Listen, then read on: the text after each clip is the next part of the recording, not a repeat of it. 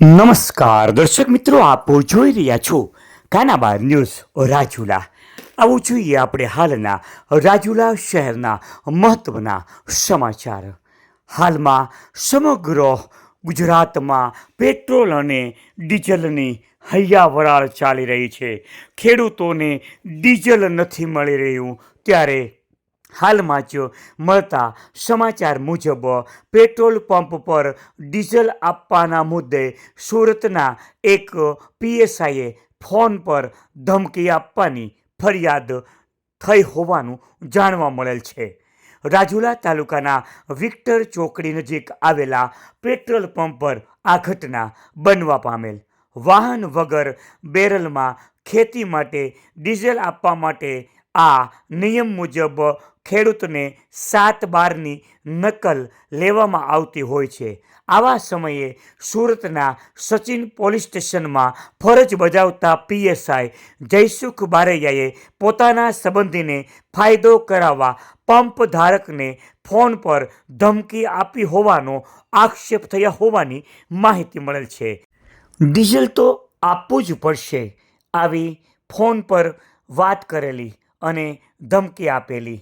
ત્યારે પંપના વેપારી પ્રદ્યુમનભાઈ ખુમાણે ડુંગર પોલીસ સ્ટેશનમાં એક લેખિત અરજી આપી છે અને આ પીએસઆઈ વિરુદ્ધ કાયદેસરની કાર્યવાહી કરવાની માંગ કરી છે.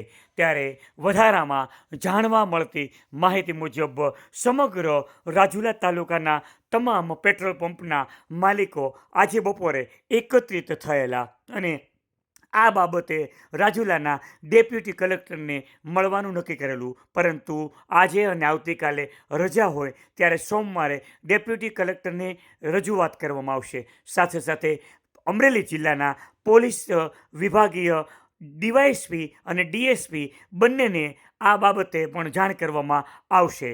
ત્યારે હવે સલામતી કોની અને કેટલી? કાયદાના રક્ષક જ જ્યારે આવું કરતા હોય ત્યારે આ કેટલા અંશે વ્યાજબી છે તેવું આ પેટ્રોલ પંપના માલિકોએ જણાવ્યું. ત્યારે પેટ્રોલ પંપના માલિકે આ ઘટના બાબતે શું કહ્યું, આવો જુઓ.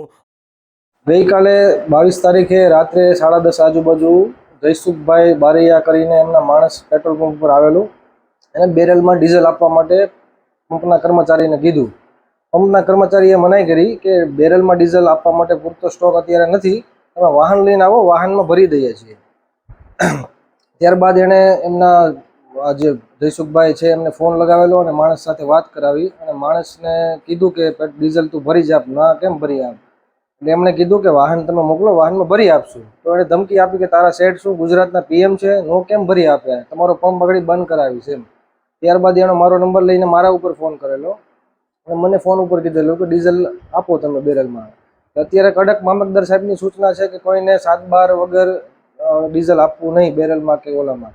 વાહનોની ટાંકીમાં આપણે આપીએ છીએ, એની આગળ 7/12 હતા નહીં, કોઈ વસ્તુ હતી નહીં. અને અગાઉ પણ એનો ફોન આવેલો હતો, ત્યારે કીધું કે હું પીએસઆઈ સચિન સુરતમાં છું અને ડીઝલ જોઈએ છે. એટલે અમને એમ હતું કે કદાચ પોલીસ સ્ટેશનમાં કંઈક જરૂર હશે, એટલે અગાઉ 100-125 લીટર જેવું આપણે આપેલું હતું. ત્યારબાદ અત્યારે ના પાડતા એણે ધમકી આપી કે તમારો પંપ બંધ કરાવી દેશું, તમારા પંપને સીલ કરાવી દેશું અને તમારી ઉપર કેસ ઠોકીશને તમને હલવાડી દઈશ, એ રીતની ધમકી આપી હતી.